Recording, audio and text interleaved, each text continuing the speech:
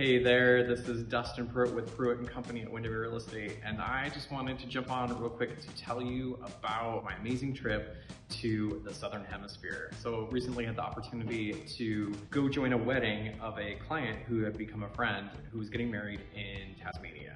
Long way to go, but really special occasion. And so instead of going straight there and coming back like a lot of Americans do, we decided to break it up. So one of the great little hacks that I found was that Fiji Air flies to Australia. And the beautiful part about it is that you can do a layover, like many of us are very familiar with the Iceland Air's layover in Iceland on the way to Europe, but this would be basically the equivalent of that going to Australia. So flew from LA to Fiji and spent 5 amazing days in Fiji on the Coral Coast, which I highly recommend. The water is warmer than the air outside. It's insane. And you can see bright colored fish I can't even, like in the thousands, just standing on the shore.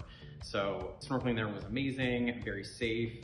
It's one of the biggest soft coral reefs in the world. The food was amazing, the people were amazing. I've never felt more welcomed anywhere in the world in my life. So I highly recommend it. And then we went from there to Sydney and rented an RV. If you haven't been to Sydney, it's a very cosmopolitan city. It's really, really wonderful.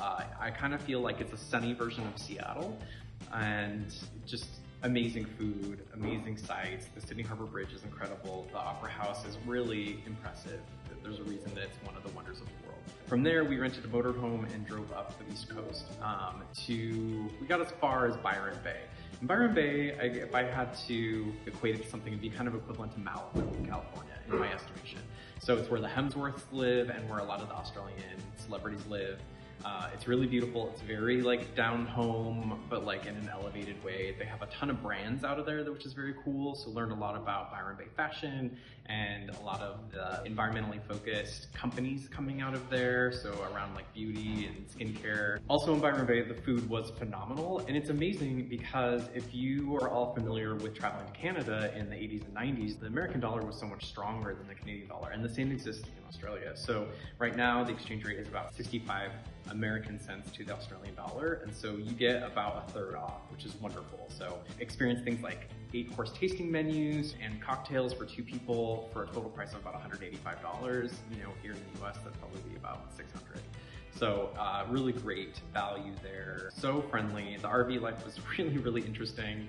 Definitely saw parts of the country that we wouldn't have seen otherwise. Experienced kangaroos, hopping right up into camp. Flying foxes, which are gigantic bats. They have a wingspan of about 3 feet or 1 meter. And possums, but not opossums like we have, like these really cute sort of almost monkey-like creatures. Incredible beaches, clear waters, amazing food. We also went to the Hunter Valley, which is a really well-known wine region about 2-ish hours outside of Sydney. They are famous for sparkling red wine because it's so warm in Australia. Red wine isn't that popular, and so they sort of reformulated it, and it's a little different than a Lambrusco, less sweet. It was a pretty cool experience. So if you have an opportunity to try sparkling red wine, I highly recommend it. So went up to Byron Bay and then drove back to Sydney, flew to Tasmania, which I'm a big fan of Tasmania. It's on the colder side, it's probably the closest to Antarctica than most people will ever get. It was fall there, and so the leaves were just beginning to turn. It was very crisp. But one of the best parts about Hobart is that they have one of the most amazing museums I've ever been to. It's called MONA, the Museum of New and Old Art, and it is a phenomenal collection. It's a private collection owned by one man. He built a private museum that he excavated underground along this riverbank in this limestone, and it's just incredible. I highly recommend it. So if you have an opportunity, get there. And then came back. So that was about 16 days in total. It was a really phenomenal trip. If you have questions, I'd love to talk more about it, but that's just the trip more or less in a few minutes. So I hope you enjoyed that little summary, and I hope you're all well, and I'm looking forward to connecting with you all this real estate season.